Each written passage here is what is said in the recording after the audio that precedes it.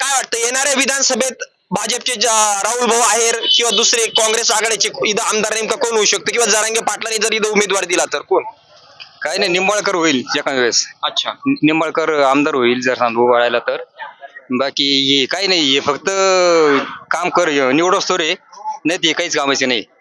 मला एक सांगा, भारत ज्यावेळेस स्वतंत्र होण्यासाठी मोठे म्हणजे स्वातंत्र्य सेनेने आपले प्राणाचं बलिदान दिलं, मोठमोठ्या चळवळी झाल्या, त्या ठिकाणी सर्वसाधारण गरीब असेल श्रीमंत सगळे लोक होते, परंतु राजकारणात ज्याच्याकडे खूप पैसा आहे आणि ज्याची रावण प्रवृत्ती असेच लोक राजकारणात आहे. काय वाटतं? हा बरोबर आहे, जो मोठा आहे तो मोठाच, जो लहान आहे तो लहानाचे. साधारण माणसाला राजकारणात तिकीट भेटत नाही किंवा त्याला आणलं जात नाही. नाही भेटलंय तरी हे मोठे जे आहे ना ते तळातच घालत्या.